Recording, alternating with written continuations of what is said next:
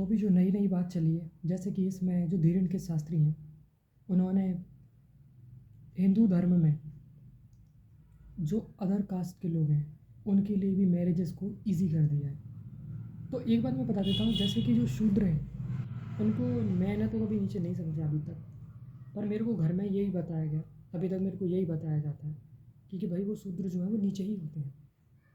तो जो शूद्र जो हैं अब वो पुजारी बनेंगे, तो क्यों ऐसा क्यों हो रहा है, ये अभी ऐसा टाइम क्यों आया कि शूद्रों को पुजारी बनने की बातें बोली जा रही हैं कि ये पुजारी बनेंगे।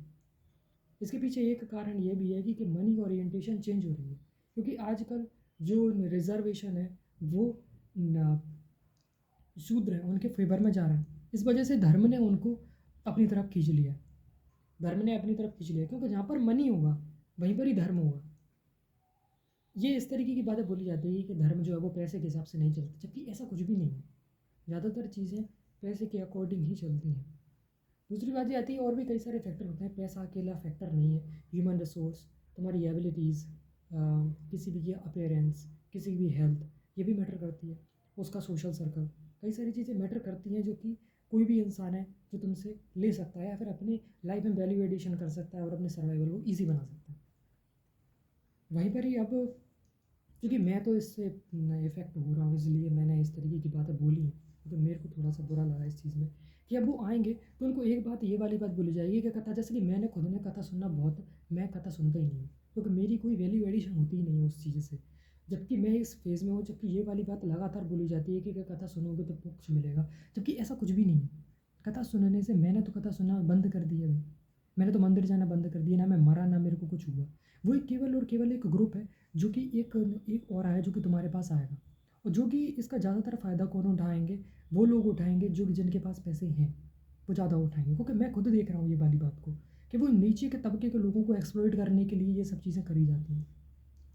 वो खुद एक्सप्लॉइट होते हैं और तुम्हें भी एक्सप्लॉइट करने की वो बातें रखते हैं। और मैं अपनी बात रख रहा हूँ यार, बात रखने में कोई प्रॉब्लम भी नहीं है किसी भी इंसान को। जब कोई भी इंसान है वो एक किसी भी बड़ी स्टेज पे जा कर के तमाम लोगों को बेफिजूल में अपनी तरफ अट्रैक्ट करता है, वो तुम्हारे कोई भी मतलब तुम्हारी इस तरीके की बातों को नकार देता है या फिर कुछ भी तुम्हारी एक दो इनपुट ठीक कर देता है और उसके बाद मुझे बोलता है कि मैं बहुत ज़्यादा इस चीज़ों में खरीद सा लेता है वो। ऐसा कुछ भी नहीं है। Religion is a part of life. तुम्हें अगर इसको फॉलो करना है तो तुम फॉलो करो, और अगर तुम्हें नहीं करना है इसको फॉलो तो तुम इसको छोड़ सकते हो। कोई ऐसा नहीं है कि तुम्हें इसको फॉलो करना ही है, तुम इसको थोड़ा सा अलग हटा करके भी देख सकते हो। कई सारे लोग इसको नहीं अपनाएंगे, क्यों? क्योंकि जो अब जैसे कि ये जो हिंदू धर्म है ये इन शूद्रों के पास आ रहा है। जब एक बार बता मेरे को, जब शूद्र इनके इतने ही प्यारे थे तो इन्होंने एक्सप्लॉइट करने, अभी तक एक्सप्लॉइट करना इन्होंने क्यों चुना? अभी भी ये कथावाचक जितने भी हैं, मैं अभी भी बोलता हूँ क्योंकि इनकी बातें बहुत उल्टी हैं, बहुत उल्टी हैं। ठीक है, तो इनको ना थोड़ा सा इसको ना सही करना पड़ेगा, जो कि ये कभी भी करने वाले नहीं हैं। तो मैं खुद ही अपनी लाइफ को देखना पड़ेगा। इनकी मैनिपुलेशन टेक्निक्स बहुत ज़्यादा हाई है, जो तुम्हें किसी भी तरीके से दबा सकते हैं, किसी भी तरीके से घुमा सकते हैं।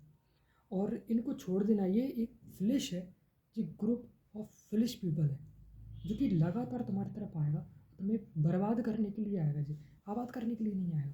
जैसे कि अगर तुम किसी भी मंदिर में जाते हो, तुम जा रहे हो अच्छी बात है, जाओ। पर अगर तुम किसी भी मंदिर में जाते हो तो उसमें जाने के बाद तुम उन सारे के सारे ऑरा को चूज़ करते हो जो तुम्हें चाहिए। अगर तुम्हें ज़रूरत है उस चीज़ की तो तुम जाओ, अदरवाइज मत जाओ। और भी कई सारे तरीके हैं, साइंटिफिक टेम्पर को अपनाया जा सकता है।